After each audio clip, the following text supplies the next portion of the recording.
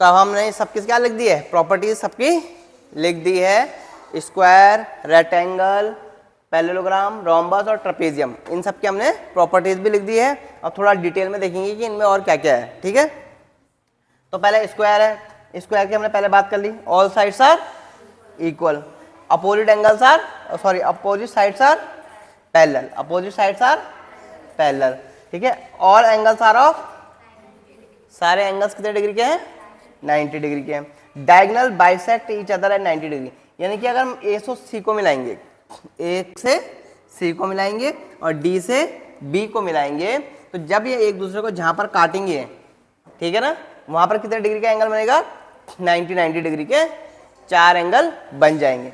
तो diagonal bisect each other at 90 degree. और bisect मतलब होता है कि दो इक्वल पार्ट्स में डिवाइड करना।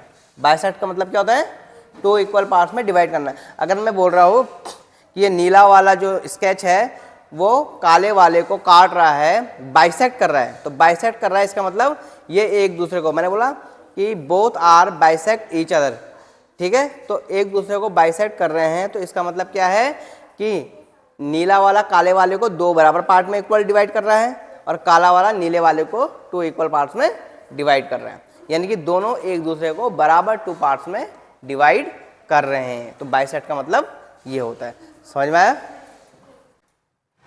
फिर उसके बाद है तुम्हारा डायगोनल्स आर इक्वल, और ए सी और डी बी आपस में क्या होंगे, इक्वल होंगे, यानी कि उसके डायगोनल्स क्या होंगे, आपस में इक्वल होंगे। किसके,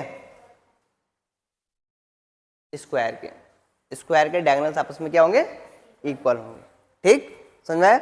अब उसके बाद आता है रेक्टेंगल में, क्या आता है, रेक्टेंगल। तो हमने बोल दिया अपोजिट साइड्स आर इक्वल, यानी कि पी एस और क्यू आर इक्वल है और एस आर और पी क्यू इक्वल है, ठीक। तो अपोजिट साइड्स आर पैरेलल, और अपोजिट साइड क्या है, पैरेलल भी है, ठीक है। All angles are of 90 degree, सारे एंगल्स कितने डिग्री के हैं, 90 डिग्री के हैं। Diagonals bisect each other, diagonal एक दूसरे को बराबर पार्ट में डिवाइड कर रहे हैं, क्या कर रहे हैं, एक दूसरे को बराबर पार्ट में डिवाइड कर रहे हैं। डायगोनल्स आर इक्वल, और इनके डायगोनल्स क्या होंगे, आपस में इक्वल होंगे। पैरेललोग्राम, अब किस में आते हैं, parallelogram.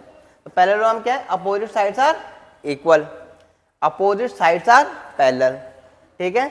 Opposite angles are equal, opposite angles भी क्या होंगे इसमें, इक्वल होंगे। डायगोनल बाइसेक्ट ईच अदर, ठीक है। और डायगोनल्स एक दूसरे को क्या करेंगे, बाइसेक्ट करेंगे, क्या करेंगे, बाइसेक्ट, यानी कि एक दूसरे को 2 इक्वल पार्ट्स में डिवाइड करेंगे। फिर आता है क्या, रोम्बस, क्या आता है, रोम्बस। तो ऑल साइड्स आर इक्वल, तो रोम्बस की सारी साइड्स क्या होंगी, इक्वल होंगी। Opposite sides are parallel, opposite angles are equal. Diagonal bisect each other at 90 degree, यानी कि जहां पर डायगोनल एक दूसरे को काटेंगे वहां पर कितना डिग्री का एंगल बनेगा, 90 डिग्री का एंगल बनेगा, ठीक है।